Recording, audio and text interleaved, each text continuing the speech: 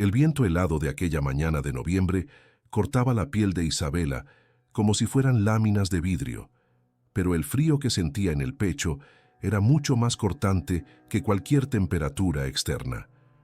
Caminando por los portones de hierro del cementerio central, cargando un balde de plástico agrietado y algunos trapos viejos, sentía el peso invisible de cientos de miradas sobre ella. En aquella ciudad pequeña, donde los chismes viajan más rápido que el viento, ella no era solo una viuda de 38 años que había perdido a su marido prematuramente. Era la esposa del cobarde, la mujer de aquel que, según decían las malas lenguas y el informe oficial comprado, prefirió quitarse la vida a enfrentar sus problemas, dejando a la familia en la miseria. Isabela se apretó el chal raído contra los hombros, intentando ignorar los susurros que parecían resonar detrás de las lápidas de mármol pulido, enfocada solo en su misión solitaria, de rendir el único homenaje que su bolsillo vacío permitía.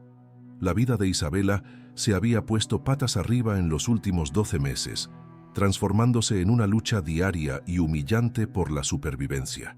Antes, esposa de un respetado contador de una de las familias más ricas de la región, ahora fregaba el suelo de oficinas y lavaba ropa ajena, intentando poner comida en la mesa para 3 hijos que aún no entendían por qué el mundo los trataba como parias. Lucas, el mayor de 15 años, se había negado a ir al cementerio esa mañana. La rebelión del chico era una herida abierta. Creía en la mentira de que su padre los había abandonado por debilidad, y la vergüenza le había hecho querer dejar la escuela para trabajar en obras, endureciendo su corazón contra la memoria de aquel que había sido su héroe. Valentina y el pequeño Mateo se habían quedado con una vecina, pues Isabela no quería que vieran a su madre llorar ni que presenciaran el desdén de la familia paterna. El Día de Muertos traía un movimiento atípico al lugar sagrado. Familias enteras limpiaban panteones, encendían velas y depositaban flores frescas, creando una alfombra colorida sobre la muerte. Isabela caminó hacia el área noble, donde el imponente mausoleo de la familia Alencar se erguía como un pequeño palacio de granito negro. Su corazón latía descompasado, una mezcla de nostalgia y miedo. Sabía que no debería estar allí, pero la necesidad de sentirse cerca de donde creía que reposaba el cuerpo de su marido, Eduardo, era más fuerte que la prudencia. Eduardo había trabajado toda la vida para los negocios de la familia, sirviendo a su hermano mayor, Roberto, y a su madre dominante, solo para ser descartado en la muerte como una rama seca. Al acercarse a las escaleras del mausoleo, la figura imponente de Roberto bloqueó su paso. Vestía un traje de lana italiana impecable, que contrastaba violentamente con el vestido descolorido de Isabela. A su lado, su suegra, doña Elvira, sostenía un rosario de cristal, mirando a Isabela con el mismo asco con que miraría a un animal callejero. «¿Qué crees que estás haciendo aquí?», siseó Roberto, su voz baja cargada de veneno. «¿Ya no basta la vergüenza que tu marido trajo a nuestro apellido con ese suicidio patético? ¿Quieres manchar nuestra reputación viniendo aquí con esos trapos?». Isabela intentó sostener la mirada, pero la humillación era una fuerza física que la empujaba hacia abajo. «Solo vine a rezar por él, Roberto. Era tu hermano», respondió ella, con voz temblorosa. Doña Elvira dio un paso al frente, protegiendo la entrada del panteón como un perro guardián. «Dejó de ser mi hijo en el momento en que decidió ser un débil y exponernos al ridículo con aquellas acusaciones infundadas antes de morir», dijo la anciana, fría como el mármol a sus espaldas. «El cuerpo de él ni siquiera está aquí, Isabela. Transferimos los restos al sector común hace meses. Un suicida no merece descansar al lado de gente honrada. Ve a buscar a tu marido en medio del monte, junto con los indigentes, que es el lugar de ustedes». La revelación golpeó a Isabela como un puñetazo en el estómago. Habían movido el cuerpo sin avisarle, negando a Eduardo incluso el descanso eterno al lado de sus ancestros.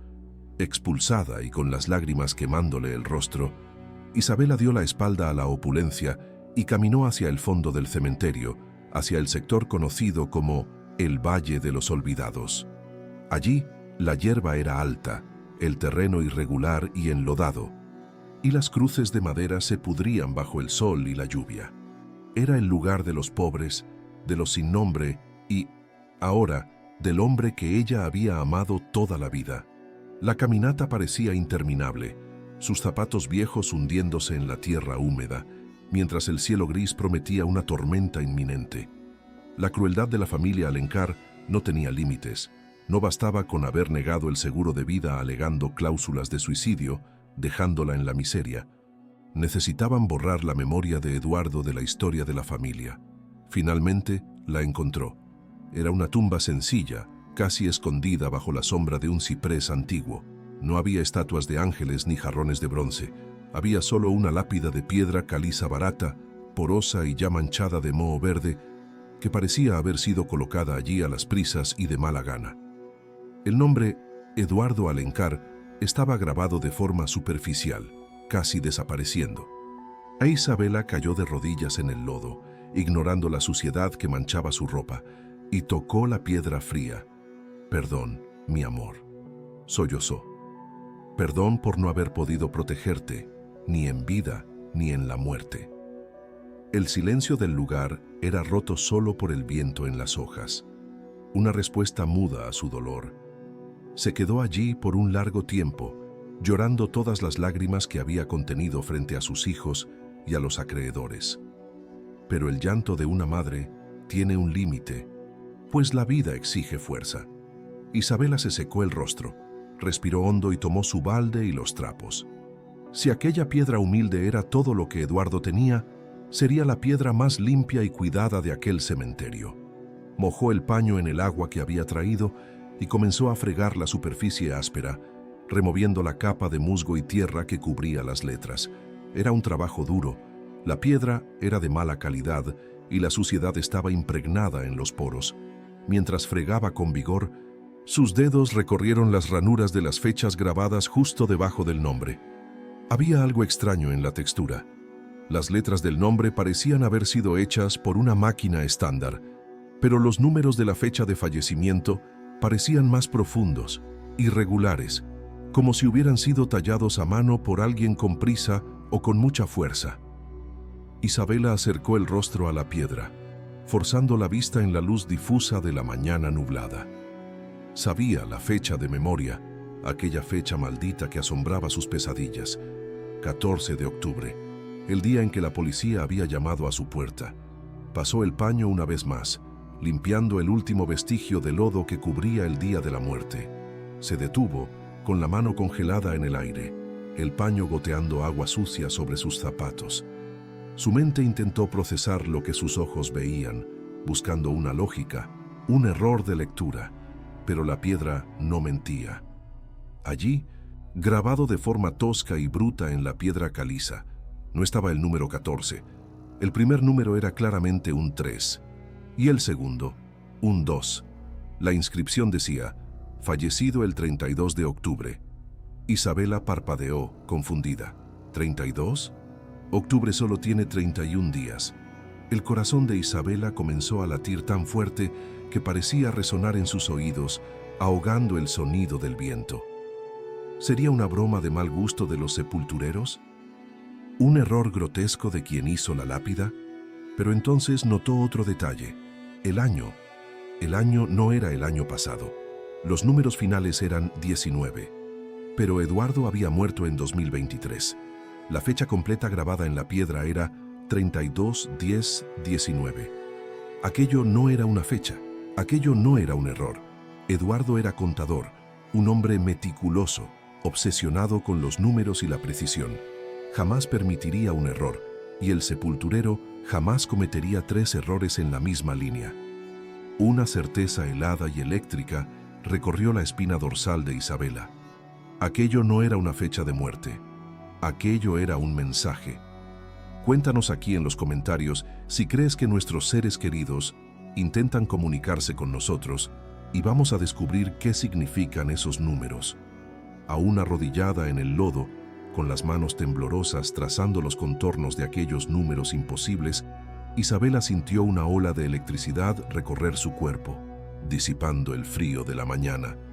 32 de octubre. Aquello no era un error de un hombre analfabeto, Las incisiones eran profundas, deliberadas, hechas con una precisión angular que contrastaba con el resto de la lápida barata. Eduardo era un hombre que veía el mundo a través de la lógica y las matemáticas. Solía decir que los números eran el lenguaje de Dios porque nunca mentían. Si aquellos números estaban allí, gritando su incongruencia hacia el cielo gris, era porque él quería que ella, y solamente ella, los notara. Se levantó de un sobresalto, limpiándose las manos en el vestido, y miró a su alrededor. El cementerio estaba casi vacío en aquella área, excepto por una figura encorvada cavando una fosa nueva a algunos metros de allí. Isabela corrió hacia el hombre, reconociendo a don Manuel, el sepulturero más antiguo de la ciudad, un señor de piel curtida por el sol y manos que parecían raíces de árboles. Don Manuel, llamó ella jadeante. El viejo se detuvo, apoyándose en la pala, y la miró con ojos cansados y acuosos. Doña Isabela, siento mucho su pérdida. La familia de él no nos dejó ponerlo en el mausoleo. Órdenes del hermano, comenzó él, con vergüenza ajena. Isabela lo interrumpió agarrándole el brazo con urgencia. Eso no importa ahora, la lápida, don Manuel. ¿Quién grabó aquella fecha? Dice 32 de octubre. Eso no existe. ¿Quién hizo aquello? El viejo suspiró. Se quitó la gorra y se rascó la cabeza blanca, mirando a los lados como si tuviera miedo de ser oído por fantasmas o por vivos peligrosos. Fui yo, mi hija, confesó en voz baja, casi un susurro. Pero no fue por ignorancia, fue un pedido, el último pedido de él. Isabela sintió que el suelo huía de sus pies. ¿De él? ¿De Eduardo? El sepulturero asintió gravemente. Él vino aquí 2 días antes de que sucediera. Estaba pálido, sudando frío. Miraba por encima del hombro todo el tiempo. Me dio un dinero que yo nunca había visto en la vida y me hizo jurar. Dijo, Manuel, si algo me pasa, no deje que me entierren sin esa fecha en la piedra. 32, 10, 19. No cambie un dígito. El viejo hizo la señal de la cruz. Yo pensé que era fiebre, delirio de quien tiene problemas, pero promesa a difunto es sagrada. Grabé como él pidió, aún sabiendo que me iban a llamar burro. Isabela volvió a casa con la cabeza dándole vueltas, el ruido del tráfico de la ciudad sonando amortiguado, distante. La revelación de que Eduardo había previsto su propia muerte y preparado aquel mensaje cambiaba todo. No fue un acto de desesperación impulsiva, fue un plan. Al entrar en la pequeña casa alquilada donde vivían, el olor a humedad y el escenario de pobreza la trajeron de vuelta a la dura realidad. Lucas, su hijo mayor, estaba sentado a la mesa tambaleante de la cocina, comiendo un trozo de pan seco con rabia en los ojos, cuando Isabela, aún agitada, intentó explicar lo que había visto en la lápida, esperando despertar en el hijo alguna chispa de esperanza. La reacción de él fue un cubo de agua fría. «Mamá, para con eso, por favor», gritó Lucas, levantándose bruscamente y tirando la silla. «Él se mató. Era un débil que nos dejó en esta miseria y ahora te pones a inventar misterios porque no aceptas la verdad.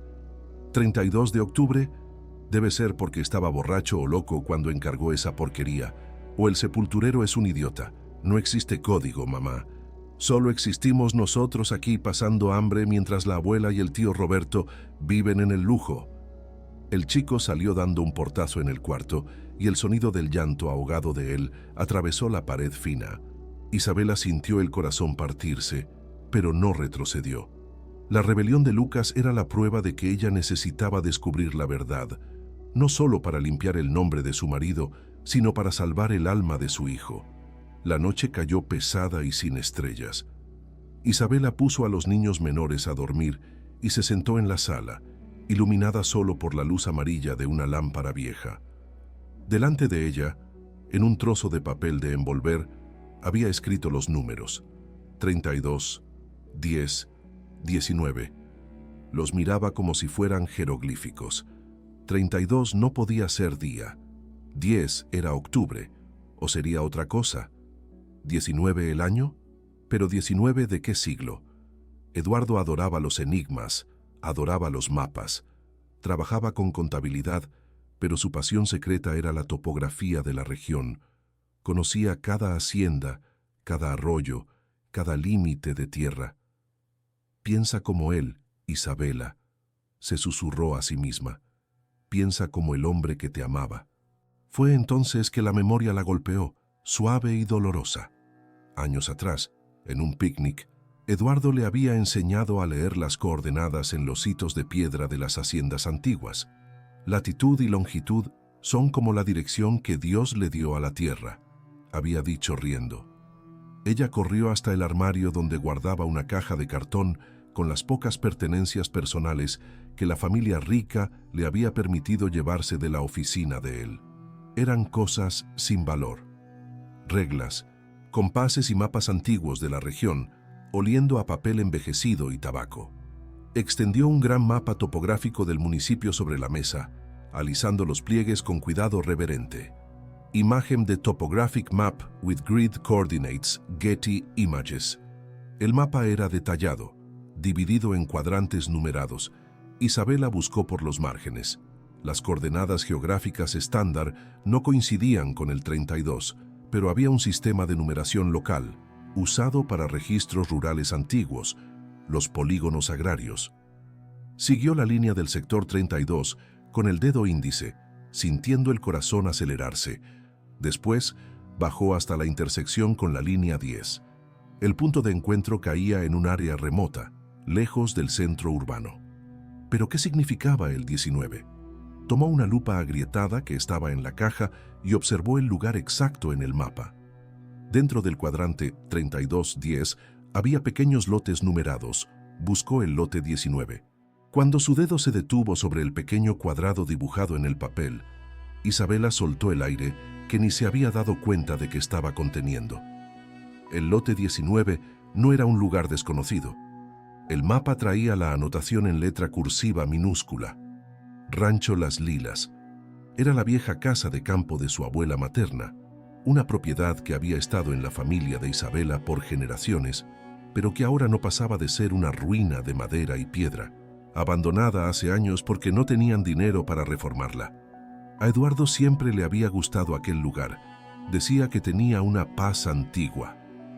¿Por qué señalaría hacia allá? Era solo monte y paredes cayéndose a pedazos. La coincidencia, sin embargo, comenzó a parecer sospechosa cuando Isabela conectó otro punto. En las últimas semanas, Roberto, su cuñado, venía insistiendo de forma irritante para comprar aquella ruina.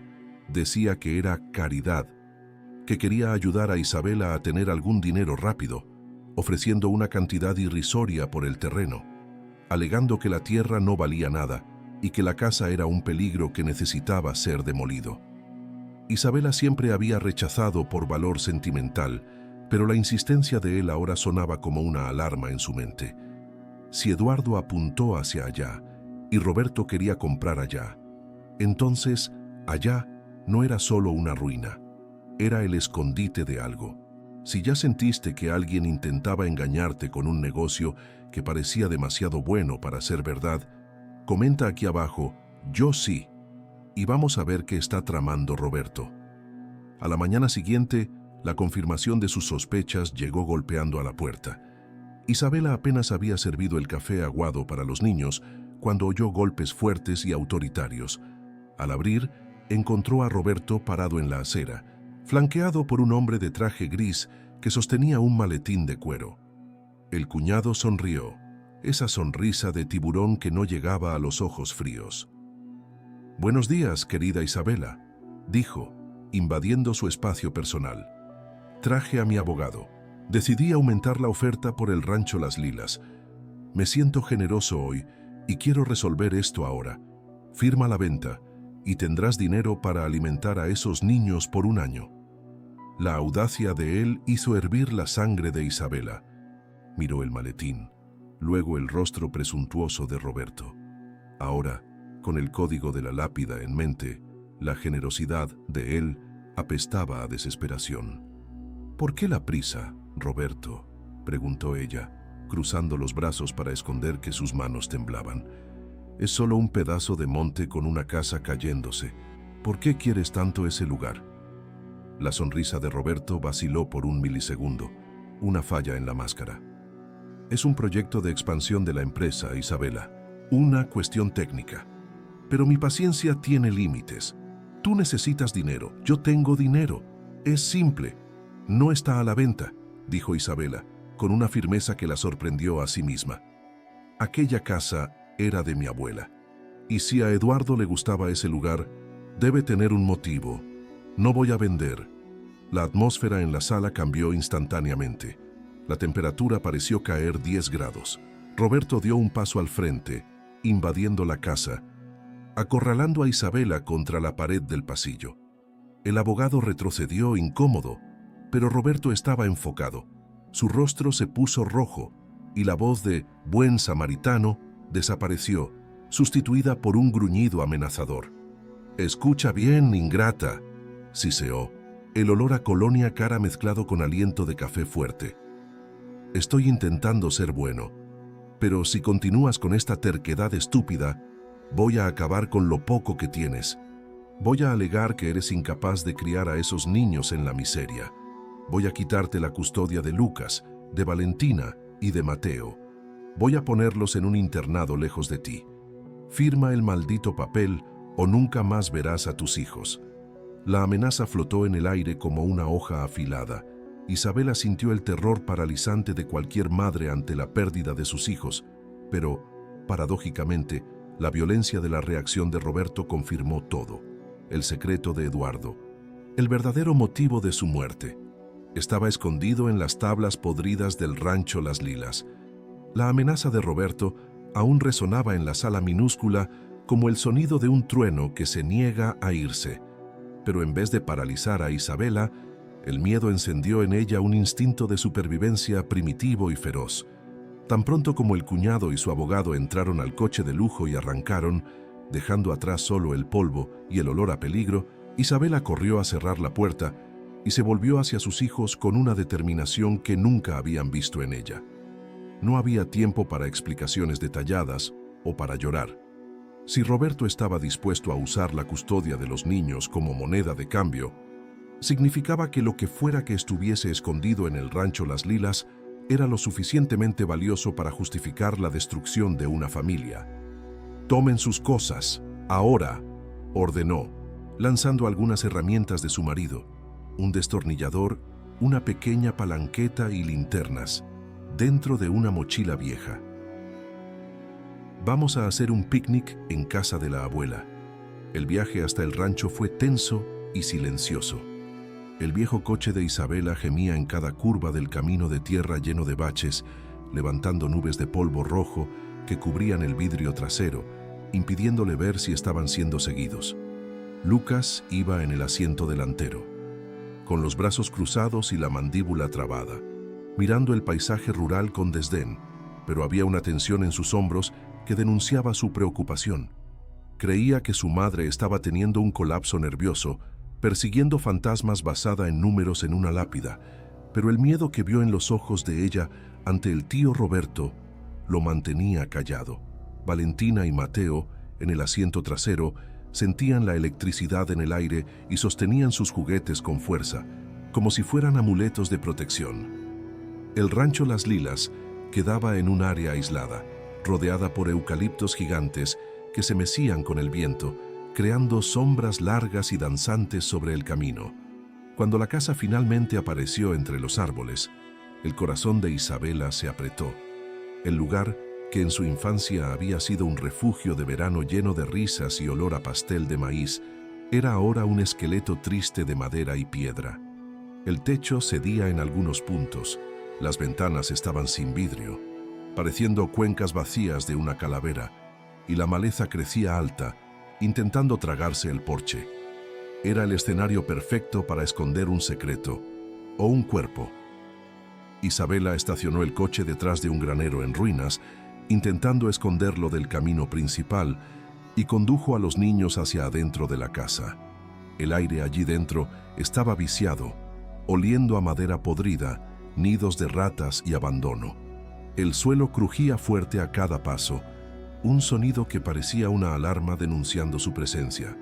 «¿Qué estamos buscando, mamá?», preguntó Lucas finalmente, su voz resonando en el salón vacío, donde el polvo bailaba en los haces de luz solar que entraban por las rendijas. Isabela soltó la mochila en el suelo y miró a su alrededor, sintiéndose pequeña ante la enormidad de la tarea. «No lo sé, hijo, pero tu padre dejó una pista». Él señaló hacia acá. «Tiene que haber algo aquí que explique por qué nos están persiguiendo». Distribuyó las linternas. «Busquen cualquier cosa que parezca fuera de lugar.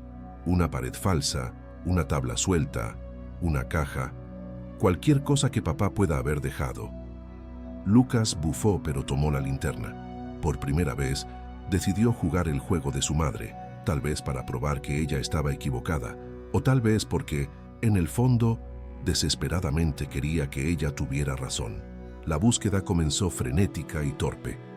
Isabela golpeaba las paredes de madera con el mango del destornillador, escuchando atentamente por espacios huecos, mientras los niños registraban armarios empotrados que solo guardaban telarañas y periódicos de décadas pasadas. La casa era grande, un laberinto de habitaciones y pasillos oscuros. Cada sombra parecía esconder un observador. Isabela sentía el tiempo escurrirse entre sus dedos. Roberto no tardaría en darse cuenta de que ella no estaba en casa. Si él mandaba a alguien allí, estarían acorralados en medio de la nada, sin señal de celular y sin nadie a quien pedir socorro. La ansiedad transformaba cada sonido de la naturaleza afuera, una rama rompiéndose, un pájaro gritando, en un anuncio de la llegada de los enemigos. Pasó casi una hora y no se encontró nada más que basura y recuerdos tristes. La frustración comenzó a agriar el ambiente. «No hay nada aquí, mamá. Es solo una casa vieja cayéndose a pedazos», gritó Lucas, pateando una pila de revistas viejas. El polvo subió, haciendo toser a Valentina. Isabela sintió brotar las lágrimas de desesperación. Sería que había leído los números mal. Sería que todo no pasaba de una coincidencia cruel y estaba arrastrando a sus hijos al peligro por causa de una alucinación de duelo. Se apoyó en la pared, cerrando los ojos, intentando invocar la presencia de Eduardo, pidiendo una luz, una dirección. «¿Dónde, Eduardo? ¿Dónde lo pondrías? Tú eras metódico, tú eras práctico». Fue entonces que el silencio del campo se rompió. A lo lejos, en el camino de tierra que llevaba al rancho, se oyó el rugido inconfundible de motores. No era el motor cansado del coche de Isabela, sino el sonido potente de camionetas grandes, acelerando con agresividad. Isabela corrió hasta la ventana del frente, escondiéndose detrás de una cortina rasgada. Una nube de polvo se acercaba rápidamente en el horizonte. 2 vehículos negros. Eran ellos. Roberto no había venido a negociar, había mandado a sus matones para asegurar que, si había algo en la casa, fuera encontrado por ellos o destruido junto con quien estuviera dentro. «Están viniendo», susurró Isabela, volviéndose hacia sus hijos con los ojos abiertos de terror. «Apaguen las linternas. ¡Rápido!». El pánico se instaló. Lucas corrió para jalar a Valentina lejos de la ventana. Mateo, el menor de 6 años, que estaba jugando en el suelo de la sala para distraerse del ambiente pesado, sintió el miedo de su madre y se detuvo. Estaba jugando con una pequeña pelota de goma que traía en el bolsillo, haciéndola rebotar bajito en el suelo de madera noble. Pero ahora, con el susto, la pelota se escapó de sus manos pequeñas. La esfera colorida golpeó el suelo. Tunk, tunk, y comenzó a rodar. El suelo de la casa vieja estaba desnivelado, inclinado por el tiempo y por el asentamiento de los cimientos. Todos se detuvieron, congelados, escuchando el sonido de los coches acercándose afuera y observando la trayectoria hipnotizante de aquella pelotita. La pelota rodó despacio, esquivando astillas y agujeros, atravesando la sala en dirección al rincón donde estaba la antigua chimenea de piedra, un lugar que ya habían mirado superficialmente. Pero la pelota no se detuvo en la pared. Continuó rodando hacia atrás de un mueble pesado, un viejo aparador de roble que parecía fundido al suelo por la suciedad de años, y entonces el sonido paró. No hubo el ruido de golpear la pared. Hubo un sonido diferente. Ploc, un sonido hueco de caída. La pelota había desaparecido, pero no debería haber agujero allí, solo el encuentro del suelo con la pared. Si ya sentiste ese frío en el estómago cuando sabes que algo grande va a pasar, aguanta la respiración, porque lo que Mateo acaba de revelar sin querer puede ser su salvación o su sentencia de muerte. Isabela miró hacia el lugar donde la pelota había desaparecido y un recuerdo golpeó su mente como un rayo. Eduardo, años atrás, arreglando algo en esa sala, quejándose de que los cimientos cedían en ese rincón específico. La casa tiene huesos huecos, había bromeado. Ignorando el ruido de los coches que ya estaban en el portón de la propiedad, Isabela corrió hasta el aparador. «Lucas, ayúdame a empujar. Ahora», siseó. El chico, viendo la urgencia insana en los ojos de su madre, obedeció. Juntos, empujaron el mueble pesado, las patas de madera arañando el suelo con un chirrido que parecía demasiado fuerte.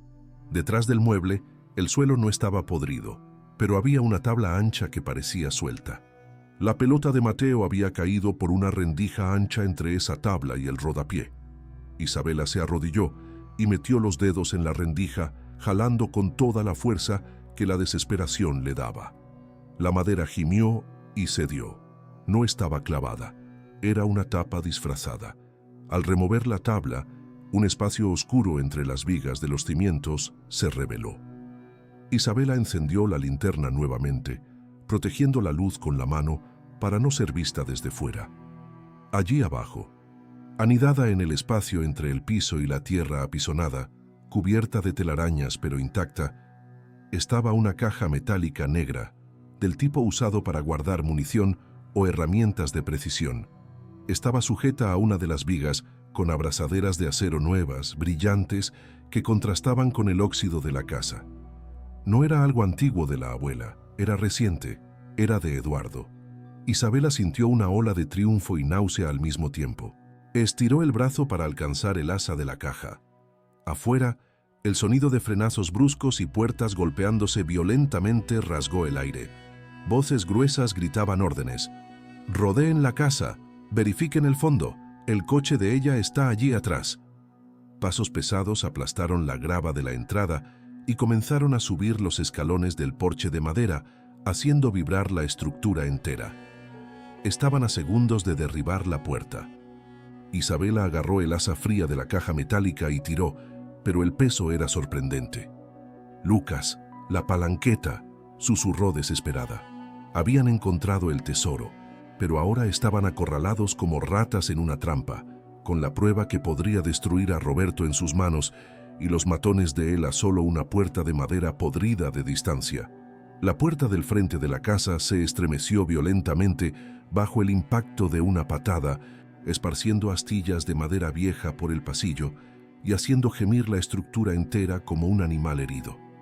Isabela, con la adrenalina bombeando en sus venas como combustible de avión, agarró la caja metálica con la ayuda de Lucas y corrió hacia la antigua despensa, al fondo de la cocina, la única habitación que aún poseía una puerta sólida de roble y un cerrojo de hierro funcional. Se encerraron allí dentro en el exacto momento en que oyeron la madera de la entrada ceder definitivamente y los pasos pesados de los invasores invadir la sala, acompañados de voces agresivas que gritaban su nombre. «Registren todo, derriben las paredes si es necesario. El jefe quiere esa caja», rugió uno de los hombres. Isabela empujó un armario pesado contra la puerta de la despensa para ganar tiempo, creando una barricada frágil entre su familia y la violencia que se aproximaba. En la oscuridad claustrofóbica de la despensa, iluminada solo por las linternas temblorosas que los niños sostenían, Isabela colocó la caja negra sobre una encimera polvorienta. El objeto era frío, pesado y olía a aceite industrial, contrastando con el ambiente de descomposición alrededor. Lucas, con los ojos desorbitados de pánico, miraba alternadamente hacia la puerta barricada, donde los hombres ya comenzaban a golpear, y hacia la caja. «Mamá, van a entrar». «¿Qué hacemos?», susurró él, la voz fallándole. Isabela no respondió. Sus manos, antes callosas por la limpieza de suelos ajenos, ahora se movían con la precisión de un cirujano. Usó el destornillador para forzar la cerradura de la caja. El metal resistió por un segundo, chirriando en protesta, hasta que el cierre cedió con un chasquido seco que sonó como un disparo en aquel espacio confinado. Isabela levantó la tapa pesada y el haz de luz de la linterna de Valentina incidió directamente sobre el contenido, revelando capas de secretos que habían costado la vida de Eduardo. En la parte superior no había oro, sino una bolsa de terciopelo azul oscuro, amarrada con un cordón de cuero. Al lado, una carpeta de archivo gruesa y una pequeña grabadora digital negra, de esas que Eduardo usaba para dictar notas de trabajo. Isabela tomó la bolsa de terciopelo primero. El peso era denso, irregular. Con los dedos temblorosos, soltó el nudo y volcó el contenido sobre la encimera sucia. El sonido que siguió fue de piedras duras golpeando la madera, pero el brillo hizo que todos contuvieran la respiración. Eran diamantes, decenas de ellos, piedras en bruto, no talladas, que parecían trozos de hielo capturando la luz de la linterna y devolviéndola en arcoíris fríos y cortantes. Eran diamantes industriales y gemas de alto valor, una fortuna concentrada que cabía en la palma de la mano, suficiente para comprar la casa donde vivían 10 veces y asegurar el futuro de los niños para siempre. Lucas miró aquellas piedras con incredulidad. Había crecido oyendo que su padre murió endeudado, que había sido un fracaso financiero. Aquella pila reluciente era la prueba física de que todo lo que sabían era mentira. Si encontraras una fortuna así en una situación de vida o muerte, ¿tendrías el coraje de tomarla y huir, o te quedarías para luchar por la verdad? Cuéntanos qué harías en su lugar. Pero Isabela sabía que las piedras eran solo el medio, no el fin. Empujó los diamantes hacia un lado como si fueran vidrio y tomó la carpeta. Dentro estaba el temido libro de caja B, un cuaderno contable antiguo con tapa de cuero, lleno de anotaciones manuales con la letra inconfundible de Eduardo. En los márgenes había escrito observaciones en rojo: desvío de fondos, proyecto solar, lavado de dinero vía cuentas offshore, Roberto, soborno de fiscales. Cada página era una sentencia de prisión para la familia Alencar, la prueba documentada de décadas de delitos financieros que sustentaban el lujo de la suegra y del cuñado. Eduardo no se había matado por depresión.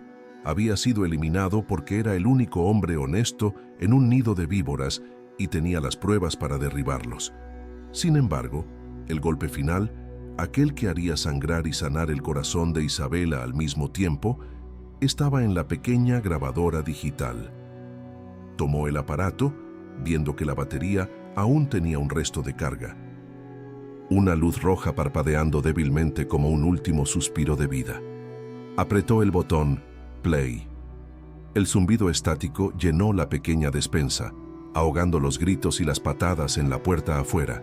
Y entonces surgió su voz. No la voz de un suicida, sino la voz cansada pero firme del hombre que ella amaba. Isabela, mi amor, si estás escuchando esto, es porque fallé en volver a casa, decía la grabación. La voz de Eduardo tembló levemente. Lucas, que estaba recostado en la pared con los puños cerrados, levantó la cabeza bruscamente, las lágrimas instantáneas llenando sus ojos al oír a su padre. Sé lo que van a decir. Van a decir que fui débil. Van a decir que huí. No les creas. Roberto descubrió que copié los libros. Me amenazó, los amenazó a ustedes. Compré los diamantes con el dinero que logré salvar de sus cuentas secretas. Es la herencia de ustedes, limpia y segura. Estoy yendo a encontrar a Manuel en el cementerio para dejar la pista, porque sé que tú, mi Isabela, nunca me abandonarías, ni siquiera en la muerte. La grabación hizo una pausa, donde se oía solo la respiración pesada de Eduardo, como si estuviera llorando. Lucas, la voz volvió ahora dirigida al hijo. El chico sollozó alto, cubriéndose la boca con la mano. Hijo, sé que estás con rabia, sé que el mundo va a ser duro, pero necesito que sepas, yo no me quité la vida. Estoy luchando por ella y por ustedes hasta el último segundo. Sé el hombre que sé que eres. Cuida a tu madre. Los amo más que a nada. La fecha en la lápida, 32 de octubre, es el día en que nuestro amor vence a la muerte, porque es un día que solo existe para nosotros. La grabación terminó con un clic seco. El silencio en la despensa era absoluto, excepto por los sollozos de Lucas, que se deslizó por la pared hasta el suelo, abrazando sus rodillas. La máscara de rebelión, la armadura de cinismo que había vestido por un año para protegerse del dolor, se hizo añicos completamente. No era hijo de un cobarde, era hijo de un héroe que había muerto para protegerlos, un hombre que había pensado en ellos hasta el momento final, asegurando que no quedaran desamparados. Isabela abrazó a su hijo y a los niños menores, sintiendo una fuerza volcánica crecer dentro de sí. La vergüenza que la sociedad había impuesto sobre ellos desapareció. Eduardo le había dado el arma más poderosa del mundo, la verdad. Pero el tiempo para el duelo había terminado. La puerta de la despensa crujió violentamente. El armario que servía de barricada comenzó a deslizarse, empujado por hombros fuertes del otro lado. «Sabemos que están ahí. Abran o vamos a prender fuego a esta pocilga», gritó la voz de uno de los matones. No estaban bromeando. El olor a gasolina comenzó a infiltrarse por debajo de la puerta. Roberto no quería solo la caja, quería borrar todos los cabos sueltos y una casa vieja de madera quemaba rápido. Isabela se secó las lágrimas y se levantó. Miró hacia la pequeña ventana abatible en lo alto de la pared de la despensa, demasiado estrecha para un adulto, pero tal vez suficiente para niños. «Lucas», dijo ella, sujetando el rostro de su hijo con firmeza. «Escucha bien, tu padre nos dio la oportunidad. Ahora nosotros tenemos que luchar. Toma la caja, toma los diamantes y la grabadora. Pasa a tus hermanos por la ventana y corre hacia el monte. No pares hasta llegar al camino principal y pedir ayuda». Lucas negó con la cabeza, aterrorizado. «¿Y tú, mamá? Yo no te voy a dejar. Yo voy a ganar tiempo», dijo Isabela, tomando la palanqueta que trajeron en la mochila. Puso la caja metálica, ahora conteniendo solo el libro contable, las pruebas legales, en los brazos de Lucas y metió los diamantes y la grabadora en los bolsillos de la chaqueta de él. «Ellos quieren la caja. Si me atrapan, diré que tiré la caja a un pozo. Eso los retendrá. Ve, hijo mío, sé el guardián de la verdad de tu padre». Con renuencia y lágrimas, Lucas ayudó a Valentina y a Mateo a subir al estante y pasar por la ventanita. Cayendo en la hierba alta del fondo de la casa, cuando llegó su turno, miró a su madre una última vez, grabando su rostro en su memoria, y prometió con la mirada que haría justicia. Tan pronto como Lucas desapareció en la oscuridad de la noche afuera, la puerta de la despensa cedió con un estruendo final. El armario cayó.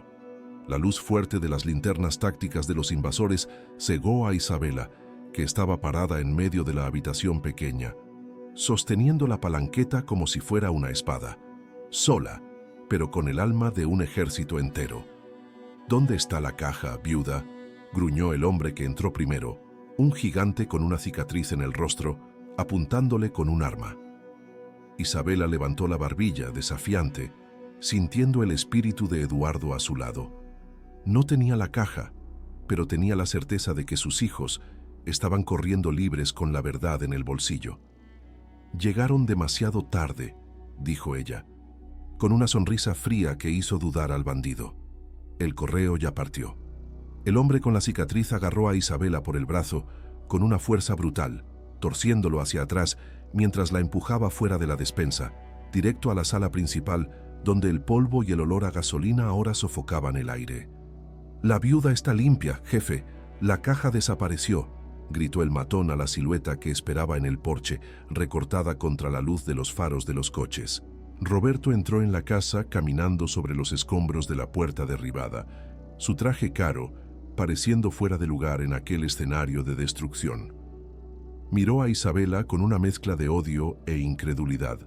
Sus ojos, barriendo la habitación, hasta detenerse en la pequeña ventana abatible de la despensa, que aún se mecía con el viento nocturno. La comprensión golpeó su rostro como una bofetada. Los niños no estaban allí, el nido estaba vacío, y el pájaro que importaba, aquel que cargaba las pruebas, había volado. ¿Dónde está el chico?, siseó Roberto, acercándose a Isabela hasta que ella pudo sentir el olor agrio de su sudor nervioso enmascarado por la colonia. ¿Mandaste a un adolescente a correr por el monte con mi propiedad? ¿Tienes idea de lo que hiciste, estúpida? Mis hombres van a cazarlo en 10 minutos. Hizo una señal brusca a 2 de sus matones. Vayan tras los niños, traigan la caja. No lastimen al chico si no es necesario, pero consigan esa maldita caja cueste lo que cueste. Isabela, movida por un instinto materno que superaba cualquier miedo a la muerte, aprovechó la distracción de Roberto y le propinó una patada certera en la espinilla, gritando: «¡Corre, Lucas, no pares!», su voz haciendo eco en la noche oscura con la esperanza de que su hijo la oyera y corriera aún más rápido. El caos se instaló. Mientras Roberto gemía de dolor y furia, ordenando que sujetaran a la loca, la escena cambió a la oscuridad del bosque de eucaliptos que rodeaba el rancho. Lucas corría. Sus pulmones ardían como si hubieran inhalado fuego, y las ramas bajas azotaban su rostro, abriendo pequeños cortes en la piel, pero no sentía nada más que la responsabilidad aplastante que pulsaba en su bolsillo. Sostenía la mano de Valentina, jalándola, mientras Mateo corría tropezando justo detrás. El sonido de botas pesadas aplastando la vegetación seca venía de atrás, acercándose. Eran niños contra hombres armados. Lucas sabía que no lograría correr para siempre. Necesitaba un milagro o una estrategia. Avistó las luces del camino vecinal a través de los árboles. Era la única oportunidad. Valentina, lleva a Mateo adentro de aquella zanja de drenaje y quédense quietos. No salgan hasta que llegue la policía. Yo voy a llamar su atención, susurró Lucas, entregando la grabadora a su hermana y quedándose con la carpeta de documentos y los diamantes visibles. Antes de que la niña pudiera protestar, Lucas salió disparado hacia el camino, rompiendo ramas intencionalmente para hacer ruido. Corrió hacia el asfalto desierto, agitando los brazos desesperadamente bajo la luz pálida de la luna. Un par de faros surgió en la curva. No era un coche de policía, sino una camioneta vieja de entregas. Lucas se lanzó al frente, obligando al conductor a frenar bruscamente. «¡Socorro! ¡Están matando a mi madre! ¡Llamen a la policía!», gritó golpeando el capó. De vuelta al rancho, la situación de Isabela era crítica. Roberto, recuperado del dolor, había perdido la paciencia y la máscara de civilidad. Arrastró a Isabela fuera de la casa, tirándola en la tierra apisonada del patio iluminado por los faros de su coche. «Acabaste con mi vida, Isabela. Intenté ser generoso. Intenté comprar esta ruina, pero tenías que husmear donde no debías», gruñó sacando un encendedor de plata del bolsillo. «Tus hijos no van a llegar lejos, y cuando vuelvan, van a encontrar a su madre carbonizada en un lamentable accidente doméstico causado por velas y madera vieja». Encendió el encendedor, la llama bailando peligrosamente cerca de un trapo empapado en gasolina que uno de los matones había preparado. Su crueldad era fría, burocrática. Para Roberto, Isabela era solo un número negativo en su balance patrimonial que necesitaba ser borrado.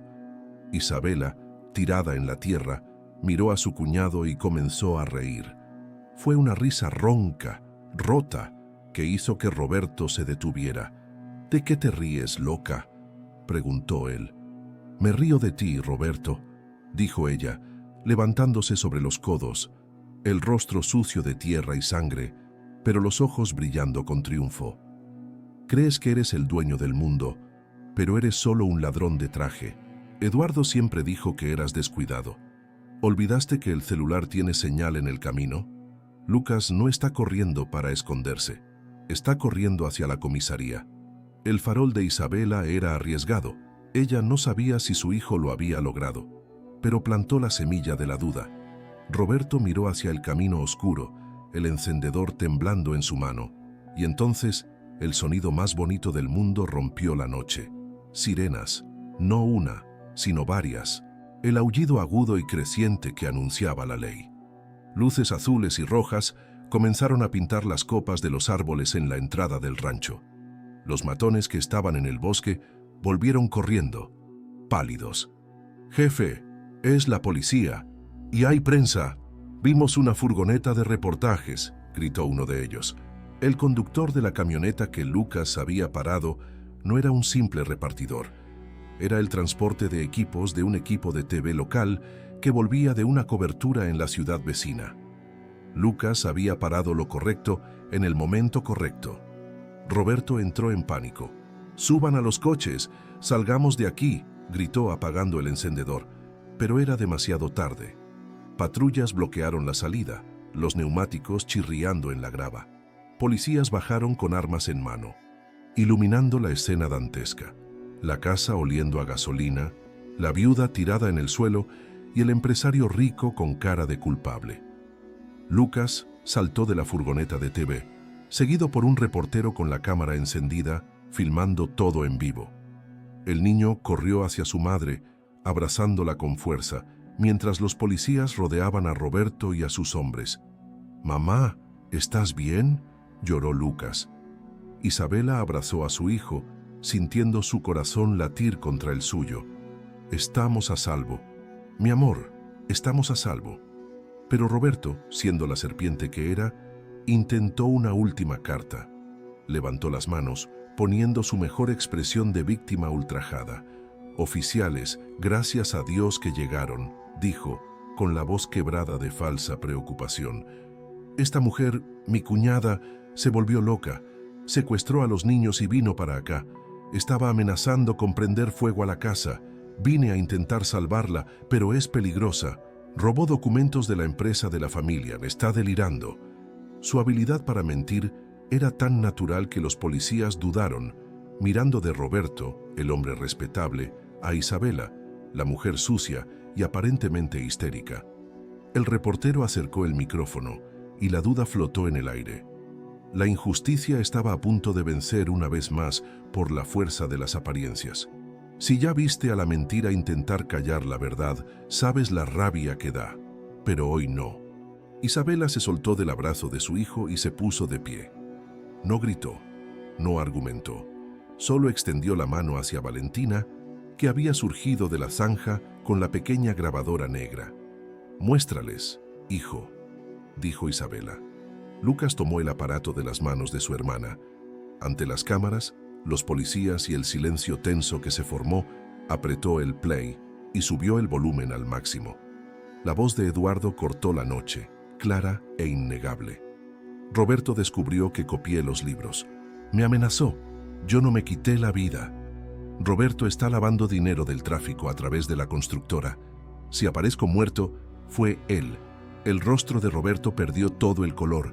La sonrisa presuntuosa se derrumbó, revelando el terror de un hombre que ve su castillo de naipes ser soplado por un huracán. No había cómo argumentar contra la voz de un muerto que acusaba con tantos detalles. El comisario, un hombre serio que conocía la reputación dudosa de los Alencar, hizo una señal a sus agentes. «Roberto Alencar, queda usted detenido por intento de homicidio, fraude y sospecha de asesinato».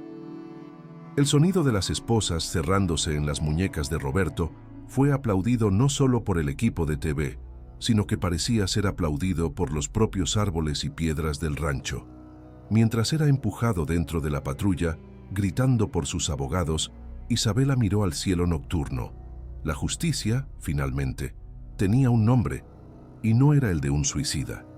Pasaron 6 meses desde la noche frenética en el rancho Las Lilas, y la primavera llegó a la ciudad transformando no solo el paisaje, sino el destino de la familia de Isabela. La burocracia, generalmente lenta, se movió con una rapidez sorprendente ante el escándalo mediático que sacudió las estructuras de la alta sociedad local. Con la prueba irrefutable del audio y los documentos contables expuestos, la aseguradora no tuvo más remedio que anular el dictamen de suicidio y pagar la póliza integral de vida de Eduardo con intereses y correcciones. Sumado a eso, la venta discreta de solo 2 de los diamantes en bruto fue suficiente para asegurar que Isabela nunca más necesitara fregar el suelo de nadie para poner pan en la mesa. Pero la verdadera riqueza que disfrutaban ahora no estaba en el saldo bancario, sino en la forma como caminaban por las calles, con la cabeza en alto, sin el peso de la vergüenza. El momento más simbólico de esta nueva era ocurrió una mañana de sábado, cuando el cementerio de la ciudad se detuvo para presenciar la reparación histórica. Isabela no quiso trasladar el cuerpo de Eduardo al mausoleo pomposo de los Alencar. Rechazó la invitación hipócrita de la suegra, que ahora intentaba volver a acercarse alegando malentendidos. En cambio, Isabela compró un terreno hermoso, bajo la sombra de un lapacho amarillo en flor, lejos de la frialdad del sector de los ricos y del lodo del sector de los olvidados. Allí se realizó un nuevo entierro, con honores dignos de un hombre que dio la vida por la verdad. Lucas, vistiendo un traje nuevo que le quedaba perfectamente, ayudó a cargar el ataúd de su padre, llorando no más de rebelión, sino de nostalgia y orgullo. La ciudad entera, que antes cuchicheaba sobre el cobarde, ahora hacía fila para depositar flores y pedir perdón a la viuda. La caída de la casa Alencar fue tan vertiginosa como su ascenso había sido corrupto. Roberto esperaba juicio en la penitenciaría estatal, sin derecho a fianza, viendo sus bienes ser congelados y subastados para pagar las deudas fiscales que el libro de caja de Eduardo reveló. La suegra de Isabela, doña Elvira, otrora la reina de la sociedad, ahora vivía recluida en un ala menor de su mansión, abandonada por los amigos, que desaparecieron tan pronto como el dinero y el prestigio se evaporaron. La justicia divina, operada por las manos de una limpiadora y un contador muerto, probó que los imperios construidos sobre la mentira tienen pies de barro y no resisten el soplo de la verdad. Isabela no sentía placer en la desgracia de ellos, solo un alivio profundo de saber que nunca más podrían herir a sus hijos. El rancho Las Lilas, escenario del enfrentamiento final y guardián del secreto, no fue vendido ni demolido. Isabela usó parte del dinero para restaurarlo completamente. Donde antes había tablas podridas y nidos de ratas, ahora había ventanas amplias, pisos de madera pulida y el olor constante a pastel horneándose. La casa se convirtió en el hogar definitivo de la familia, un santuario de paz rodeado por la naturaleza que Eduardo tanto amaba. La despensa, donde se habían escondido temblando de miedo, fue reformada y transformada en el estudio de Lucas. El chico, que un año antes quería dejar la escuela para cargar cemento, ahora era el primero de la clase en matemáticas, decidido a seguir los pasos de su padre en la contabilidad, pero prometiendo usar los números solo para construir, nunca para engañar. La vida doméstica recuperó su color. Valentina volvió a tener clases de ballet, y el pequeño Mateo, que había sido el héroe accidental con su pelotita de goma, corría libre por el césped del rancho, sin entender la complejidad de lo que vivieron, pero sintiendo la seguridad de tener una madre que sonreía nuevamente. Isabela, aunque aún sentía la falta física de Eduardo todas las noches al acostarse en la cama grande y vacía, no se sentía más sola. Conversaba con él mientras cuidaba el jardín, contaba las novedades, pedía consejos. La presencia de él había dejado de ser un fantasma doloroso para convertirse en una compañía constante y cálida, como el sol que entraba por la ventana de la cocina. En una tarde tranquila, Isabela estaba organizando algunas cajas antiguas en la sala cuando encontró el mapa topográfico que había usado para descifrar el código. Pasó los dedos por las líneas y números, maravillada con la mente brillante de su marido. Eduardo había transformado su muerte en un rompecabezas de amor, confiando ciegamente en que ella sería capaz de resolverlo. Esa confianza era el mayor elogio que ella podría recibir. Él sabía que ella no se rendiría. Él sabía que ella limpiaría la lápida. Él sabía que ella cuidaría los detalles. La fecha equivocada no fue un error, fue una carta de amor escrita en código, la prueba final de que él la conocía mejor que nadie. Isabela tomó el coche y condujo sola hasta el cementerio, como hacía cada semana, pero ahora sin el balde de limpieza y los trapos viejos. Llevaba solo un ramo de lirios blancos. La nueva tumba de Eduardo era sencilla, pero elegante, hecha de granito claro que brillaba bajo el sol. Pero Isabela insistió en mantener un detalle de la antigua fosa pobre. Pidió al nuevo marmolista que recortara el pedazo de la piedra caliza original, donde estaba grabada la fecha 32 de octubre de 2019, y lo incrustara en la base del nuevo monumento. La gente pasaba y preguntaba qué significaba aquella fecha imposible. Isabela solo sonreía misteriosamente. Para el mundo, 32 de octubre no existe. Es una imposibilidad lógica, un error de calendario. Pero para Isabela y sus hijos, aquella fecha se convirtió en el día sagrado de la familia. El día que simbolizaba el momento en que la realidad se doblaba ante el amor, era el día del milagro, el día en que lo imposible sucedió para salvarlos.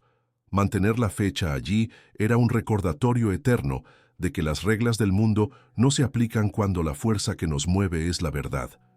Sentada en el banco de piedra frente a la tumba, Isabela observó la puesta de sol teñir el cielo de naranja y morado.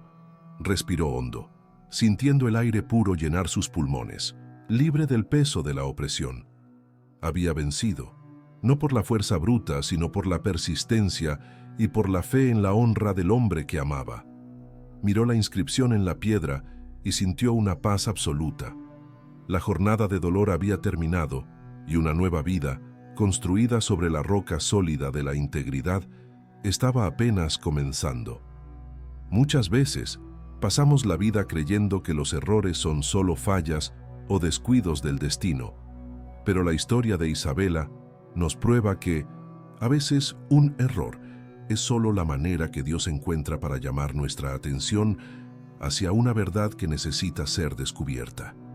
El amor verdadero deja rastros que ni la muerte logra borrar, y la intuición de quien ama es siempre más fuerte que cualquier evidencia fabricada por la maldad humana.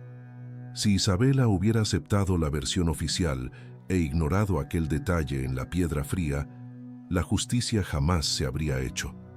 Ella nos enseña que debemos confiar en nuestro corazón y mirar de cerca aquello que el mundo desprecia, pues es allí donde los mayores tesoros suelen estar escondidos. Al lado de la fecha imposible de 32 de octubre, Isabela mandó grabar una frase final que resume su jornada. La verdad es hija del tiempo y del amor. Que puedas tener el coraje de Isabela para limpiar las lápidas sucias de tu vida y encontrar las respuestas que buscas, incluso cuando todos dicen que es pérdida de tiempo. Si te emocionaste con esta historia de lealtad más allá de la vida, suscríbete al canal para acompañar nuestras próximas narrativas y comparte este video con alguien que necesite reencender la esperanza. Que Dios bendiga tu vida y hasta la próxima.